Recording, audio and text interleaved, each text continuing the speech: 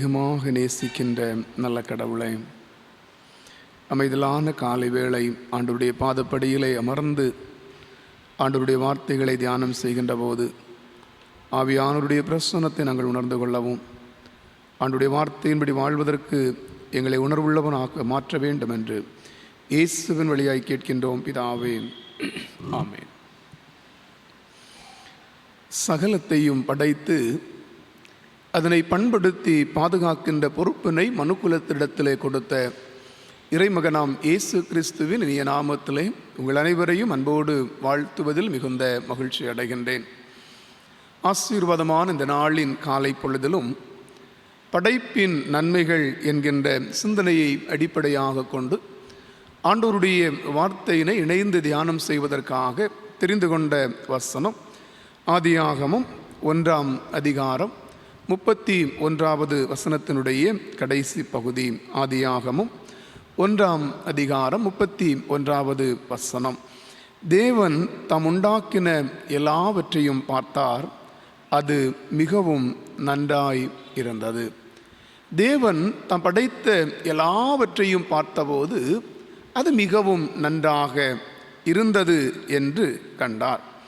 104ஆம் சங்கீதம் 24வது வசனத்திலே பார்க்கின்ற போது சங்கீதக்காரன் இப்படியாய் சொல்லுகிறார்: கர்த்தாவே, உமது கிரியைகள் எவ்வளவு திரளாய் இருக்கிறது, அவைகளையெல்லாம் ஞானமாய் படைத்தீர், பூமி உம்முடைய பொருள்களினால் நிறைந்திருக்கிறது என்று சொல்லி, கடவுளுடைய படைப்புகளெல்லாம் அநேகமாக இருந்தாலும் அவைகளெல்லாம் அழகாக இருக்கிறது, அது மனிதனுடைய வாழ்விற்கும் மற்ற படைப்புகளுக்கும் நன்மையாகவே இருக்கிறது என்று சொல்லுகிறதை பார்க்கிறோம். புத்தகத்திலே படித்த அழகான ஒரு கதை ஒன்று. ஆற்றங்கரை ஓரத்திலே 2 வளர்ந்த பெரிய மரங்கள் நின்றதாம். ஒரு நாள் சிட்டுக்குருவி ஒன்று தன்னுடைய குஞ்சுகளோடு கூட அந்த வழியாக பறந்து வருகின்ற போது ஒரு மரத்திடத்திலே சென்று கேட்டதாம், மழைக்காலம் வரப்போகிறது, ஆகவே நாங்கள் அழியாமல் வாழ்வதற்கு கூடு கட்டுவதற்கு இந்த மரத்திலே கொஞ்சம் இடம் கிடைக்குமா என்று கேட்டதாம். அப்போது அந்த மரம் சொன்னதாம், முடியாது என்று சொன்னதாம், கிடைக்காது என்று சொன்னதாம். இப்போது இந்த சிட்டுக்குருவி தன்னுடைய குஞ்சுகளோடு அடுத்த மரத்திடத்திலே சென்று கேட்டது. அங்கே அனுமதி கிடைத்தது. அழகான ஒரு கூடை கட்டி அது தன் குஞ்சுகளோடு கூட வாழ ஆரம்பித்ததாம். சில நாட்கள் சென்றது. மழை காலம் வந்தது. மழை பெய்ய ஆரம்பித்தது. பெருமழை பெய்து காற்றடிக்க ஆரம்பிக்கின்ற போது திடீரென்று இந்த சிட்டுக்குருவி சென்று கேட்ட முதல் மரம் காற்றிலே சாய்ந்து ஆற்று வெள்ளத்திலே ஓட ஆரம்பிக்கிறது. இப்போது ஒரு புறத்திலே இந்த சிட்டுக்குருவியினுடைய மனதிலே ஒரு சந்தோஷம், நான் அங்கே கூடு கட்டவில்லை. இன்னொரு புறம் மனதிலே ஒரு எண்ணம் இருந்தது, எனக்கு இடம் தரவில்லை, ஆகவே அழிந்து போனது என்று சொல்லுகின்ற எண்ணம். இப்படி அது நினைத்து கொண்டிருந்த போதே அந்த தண்ணீரிலே அடித்து செல்லப்படுகின்ற மரம் இப்படியாய் சொன்னதாம், எனக்கு தெரியும், நான் சீக்கிரமாய் விழுந்து போவேன், ஆகவே தான் உனக்கு இடமில்லை என்று சொன்னேன்.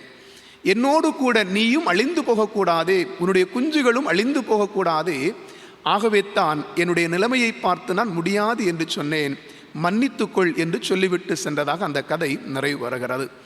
இந்த கதையிலிருந்து கற்றுக்கொள்ளுகின்ற ஒரு உண்மை என்ன என்று சொன்னால், கடவுளாலே படைக்கப்பட்ட ஒரு படைப்பு தன்னுடைய அழிவிலும் கூட இன்னொன்று அழியக்கூடாது என்று சொல்லக்கூடிய எண்ணம் அதிலே நிலைத்து நிற்கின்றதை நாம் பார்க்க முடியும். அப்படி பார்க்கின்ற போது மனிதர்களாகிய நம்முடைய எண்ணங்கள், கடவுளுடைய படைப்புகளிலெல்லாம் விசேஷித்த படைப்புகளாக இருக்கக்கூடிய நம்முடைய எண்ணங்களும் நம்முடைய சிந்தனைகளும் நம்முடைய செயல்களும் எப்படி இருக்க வேண்டும் என்று சொல்லி பார்க்கின்ற போது தீங்கு செய்யாத படைப்பாக நாம் இருக்க வேண்டும். கடவுளுடைய படைப்புகள் முழுவதுமாக நாம் பார்க்கின்ற போது ஒன்றுக்கு ஒன்று தீங்கு செய்யக்கூடிய படைப்புகள் அல்ல.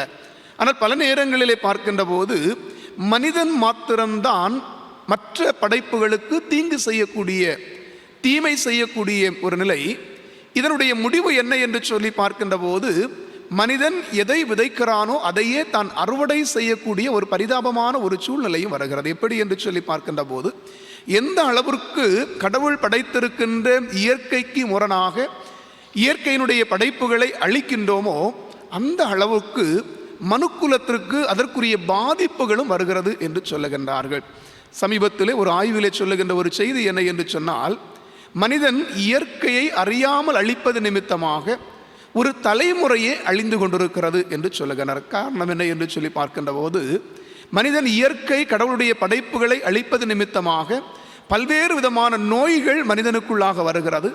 இயற்கையாய் சுவாசிக்கக்கூடிய தண்ணீர் கிடைப்பதில்லை, இயற்கையான உணவுகள் கிடைப்பதில்லை, இயற்கையான காற்றும் கிடைப்பதில்லை. ஆகவே மனிதன் தன்னுடைய வாழ்நாளையும் குறைத்து கொள்ளுகின்றான்.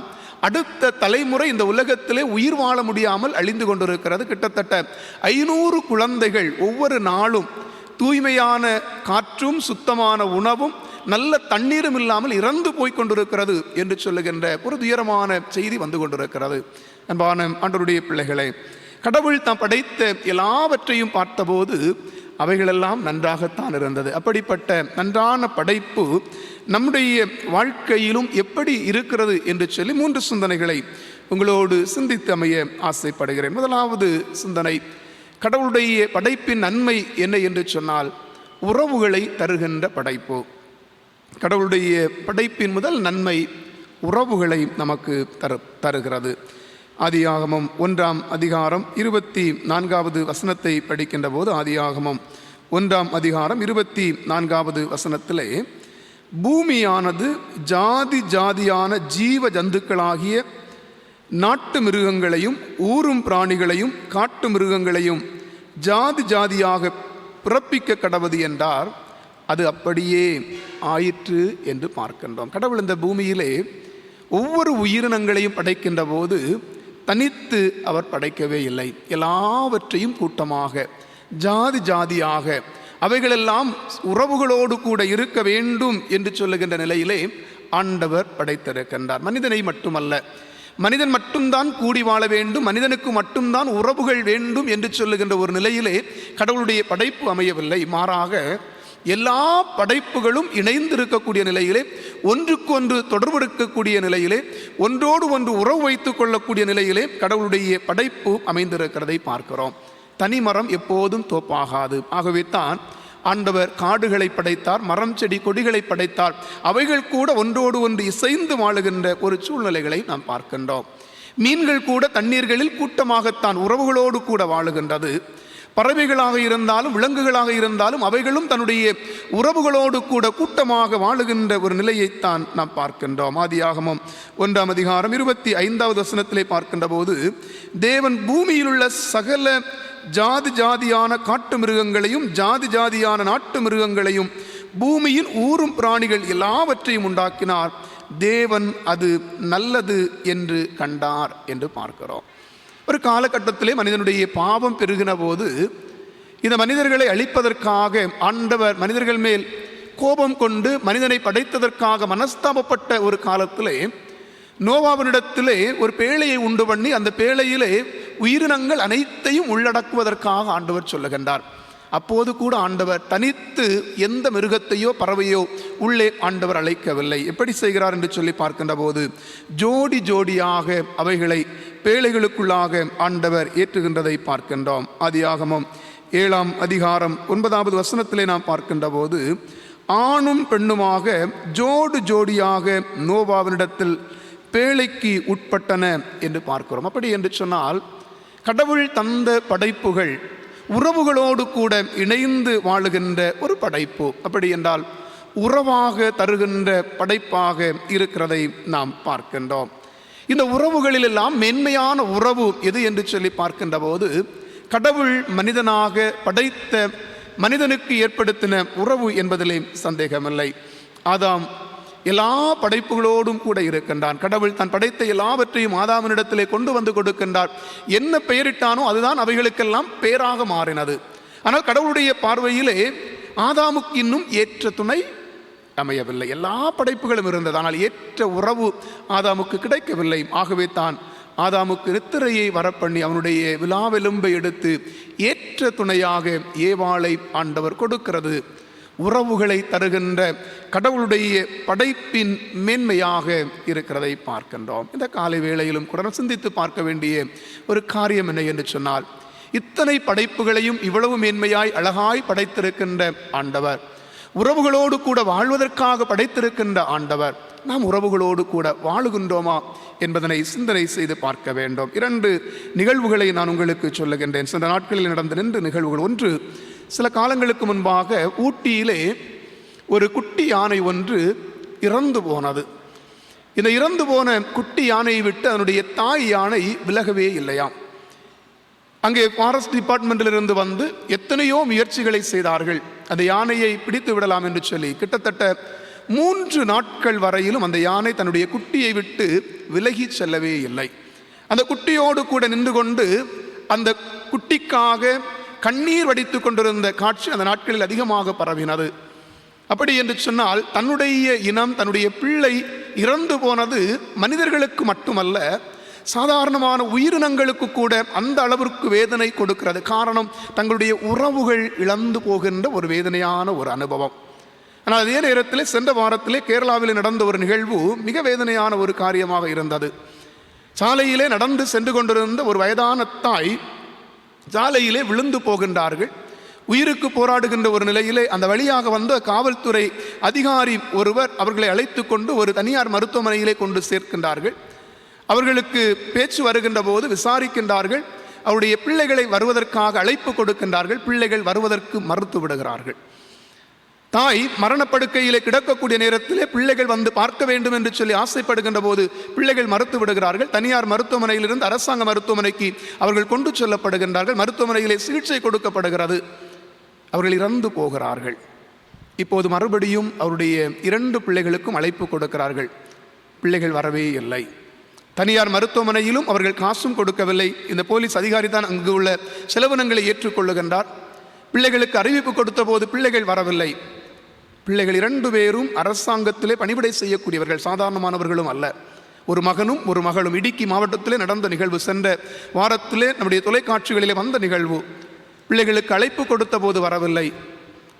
2 பிள்ளைகள், பேரப்பிள்ளைகளை கண்ட ஒரு தாய் அனாதையாக மருத்துவமனையில் இருக்கின்றார். இப்போது இந்த போலீஸ் அதிகாரி செய்கின்றார், என்னுடைய தாயை போல நான் நினைத்து இவர்களுக்கு அடக்கம் செய்ய விரும்புகிறேன் என்று சொல்லி தன்னுடைய வீட்டிற்கு அந்த தாயாருடைய சரீரத்தை கொண்டு செல்லுகின்றார்கள். போலீஸ் அதிகாரிகள் அநேகர் செல்லுகின்றார்கள். அந்த மாவட்டத்தினுடைய கலெக்டர் கூட செல்லுகின்றார்கள். பிள்ளைகளாலே கைவிடப்பட்ட ஒரு தாய், தன்னுடைய மரண வேளையிலே வந்து கவனிக்காத பிள்ளைகளுடைய தாய், தன்னுடைய மரணத்திற்கு பின்பு கூட அதில் பங்கு கொள்ள விரும்பாத பிள்ளைகள். இப்படிப்பட்ட சூழ்நிலையிலே ஒரு மனிதர் அந்த தாயை தன் தாயை போல ஏற்றுக்கொள்ளுகின்ற ஒரு நிலையை நாம் பார்க்கின்றோம். ராஜ மரியாதையோடு கூட, அரசு மரியாதையோடு கூட அவருடைய உடலை நல்லடக்கம் செய்தார்கள். இதில் மிக பரிதாபமான ஒரு நிலை என்ன என்று சொன்னால், கிறிஸ்தவ குடும்பத்திலே உள்ள ஒரு தாய், கிறிஸ்துவனுடைய அன்பிலே வளர்க்கப்பட்ட பிள்ளைகள். அதுதான் மிக வேதனையான ஒரு காரியம். சமீப காலங்களிலே நடைபெறுகின்ற நிகழ்வுகள் ஒவ்வொன்றையும் பார்க்கின்ற போது மற்றவர்களுக்கு நாம் ஆலோசனை சொல்ல தேவையில்லை. நம்மை நாமே சரி செய்து கொண்டு வாழ்வதற்கு நாம் அழைக்கப்படுகின்றோம். அன்பான ஆண்டவருடைய பிள்ளைகளே, ஆண்டவருடைய படைப்பு உறவுகளை தருகின்ற படைப்பு. அது உடைத்து விடுகின்ற ஒரு படைப்பு அல்ல, அன்பாலே இணைக்கப்படுகின்ற படைப்பு. 2வது சிந்தனை, கடவுளுடைய படைப்பின் நன்மை என்ன என்று சொல்லி பார்க்கின்ற போது உணவுகளை தருகின்ற படைப்பு. கடவுளுடைய படைப்பு உணவுகளை தருகிறது. 104ஆம் சங்கீதத்தினுடைய 14வது வசனத்தை நாம் படிக்கின்ற போது, 104வது சங்கீதம் 14வது வசனம், பூமியிலிருந்து ஆகாரம் உண்டாகும்படி அவர் மிருகங்களுக்கு புல்லையும் மனுஷருக்கு உபயோகமான பயிர் வகைகளையும் முளைப்பிக்கிறார் என்று சொல்லி பார்க்கின்றோம். அதாவது கடவுளுடைய படைப்புகளுக்குள்ளாக இருந்து மனிதர்களும் படைப்புகளும் உயிர் வாழக்கூடிய உணவுகள் கிடைக்கின்றது. இந்த உணவுகளிலே ஒரு சிறப்பு என்ன என்று சொல்லி பார்க்கின்ற போது, அது படைப்பினங்களாக இருந்தாலும், மரம் செடி கொடிகளாக இருந்தாலும், இல்லை என்று சொன்னால் உயிரினங்களாக இருந்தாலும் சரி, ஒன்றுக்கு ஒன்று உணவாக இருக்கிறது. அதுதான் கடவுளுடைய படைப்பினுடைய இன்னொரு சிறப்பு. அறிஞர் ஒருவர் இதை சொல்லுகின்ற போது இப்படி சொல்லுவார், மனிதர்கள் மீனை சாப்பிடுகிறார்கள், மீன் புழுவை சாப்பிடுகிறது, புழு மனிதனை சாப்பிடுகிறது. அப்படி என்று சொன்னால் வாழ்க்கை ஒரு வட்டம் போன்றதுதான். ஒன்றுக்கு ஒன்று உணவாக இருக்கிறது. ஒன்றன் பின் ஒன்றாக ஒரு சூழ்நிலையிலே இன்னொன்றுக்கு உணவாக மாறுகின்ற ஒரு சூழ்நிலையை பார்க்கின்றோம். ஆதியாகமம் 1ஆம் அதிகாரம் 29-30 வசனங்களிலே நாம் பார்க்கின்ற போது கடவுள் படைத்த படைப்புகள் எப்படி உணவாக மாறுகிறது என்று சொல்லி பார்க்கின்ற போது 29வது வசனம், இதோ பூமியின் மேல் எங்கும் விதை தரும் சகல பூண்டுகளையும் விதை தரும் கனிமரங்களாகிய சகல விருட்சங்களையும் உங்களுக்கு கொடுத்தேன், அவைகள் உங்களுக்கு ஆகாரமாய் இருக்க கடவது. பூமியில் உள்ள சகல மிருக ஜீவன்களுக்கும் ஆகாயத்தில் உள்ள சகல பறவைகளுக்கும் பூமியின் மேல் ஊறும் பிராணிகள் எல்லாவற்றுக்கும் பசுமையான சகல பூண்டுகளையும் ஆகாரமாக கொடுத்தேன் என்றார். அப்படி என்று சொன்னால் கடவுளுடைய படைப்பு அன்றைக்கு படைத்த நாளிலே எல்லாவற்றுக்கும் கொடுக்கக்கூடிய உணவையும் ஆண்டவருடைய படைப்பு அங்கே வெளிப்படுகிறதை பார்க்கிறோம். கடவுள் மோசேக்கு நியாயப்பிரமாணத்தை கொடுக்கின்ற போது சில உயிரினங்களை உண்ணலாம், சில உயிரினங்களை உண்ணக்கூடாது என்று சொல்லுகின்ற நிபந்தனைகளை கொடுத்தார். சில நாட்களுக்கு முன்பாக ஒரு மனிதரிடத்தில் பேசிக் கொண்டிருந்த போது அவர் கேட்ட ஒரு காரியம், ஐயா, திருமறை சொல்லுகிறதே சில உணவுகளை சாப்பிடக்கூடாது, சில உணவுகளை மட்டும்தான் சாப்பிட வேண்டும் என்று சொல்லி நீங்கள் என்ன சொல்லுகிறீர்கள் என்று கேட்டார்கள். அப்போது நான் பொறுமையோடு அவரிடத்தில் பேசிக் கொண்டிருந்த போது, அன்றைக்கு யூதர்களுக்கு கொடுக்கப்பட்ட ஒரு நியாயம் அது, அவர்கள் இன்றைக்கும் அதைத்தான் கடைபிடிக்கிறார்கள். ஆனால் ஆண்டவராகிய இயேசுவானவர் பேதுருவினிடத்திலே சொல்லுகின்ற போது, அப்போ சில 10ஆம் அதிகாரத்திலே பார்க்கின்ற போது, பிரிவினை எண்ணங்களோடு கூட இருந்த அந்த யூதர்களுக்கு ஆண்டவர் கொடுத்த ஒரு கட்டளை என்ன என்று சொன்னால், அடித்து புசி. அப்படி என்று சொன்னால் கூடையில் இருக்கக்கூடிய உணவுகளிலே தீட்டும் அசுத்தமும் என்று சொல்லி, இல்லை என்று சொன்னால் நல்லது கெட்டது என்று சொல்லி நீ பிரிக்க வேண்டாம், எல்லாவற்றையும் அடித்து புசி என்று சொல்லுகின்றதை பார்க்கின்றோம். அன்பான ஆண்டவருடைய பிள்ளைகள், இப்படி பார்க்கின்ற போது கடவுளுடைய படைப்பு எல்லா நிலைகளிலும் மனிதனுக்கு உணவை தருகின்ற படைப்பாகவும் அது அமைந்திருக்கின்றதை நாம் பார்க்கின்றோம். கடவுளுடைய படைப்புகளில் மிக சிறிய படைப்பு என்று சொல்லி நாம் சொல்லிக்கொள்ள வேண்டும் என்று சொன்னால் புல்லை சொல்லலாம் இல்லையா? சாதாரணமாக நம்முடைய கால்களிலே மிதிபட்டு போகக்கூடிய புல். ஆனால் இந்த புல் வகைகளிலே ஆயிரக்கணக்கான கீரை வகைகள் இருக்கிறதாக கண்டுபிடிக்கப்படுகிறது இல்லையா? வடசேரி அந்த சந்தை பக்கத்தில் போய் பார்த்தா தெரியும், காலையில் அதிகாலையில் போனாலே தெரியும் இல்லையா, எத்தனை வகையான புற்கள் அங்கே கீரைகளாக அடுக்கி வைக்கப்பட்டிருக்கிறது. ஒவ்வொன்றுக்கும் ஒவ்வொரு பெயர்களை சொல்லுகின்றார்கள். அப்படி என்று சொன்னால் ஆண்டவருடைய படைப்பில் ஒன்று கூட குறைபட்டதாக இருக்கவில்லை. சாதாரணமான புல்லை கூடத்தான் மனிதனை கூட ஒப்பிடப்பட்டிருக்கிறது. புல்லை போன்று தான் மனிதனுடைய வாழ்க்கை என்று சொல்லி அந்த புல் கூட மனிதனுடைய வாழ்வுக்கு உணவாக ஆண்டவர் படைப்பிலே ஏற்படுத்தி வைத்திருக்கின்றதை நாம் பார்க்கின்றோம். இன்னும் ஒன்றை பார்க்கின்ற போதா தானியேலின் புஸ்தகம் 4ஆம் அதிகாரத்திலே பார்க்கின்ற போது, நேபுகாத் நேச்சருக்கு ஆண்டவர் உணவாக கொடுத்தது கூட புல்தான்.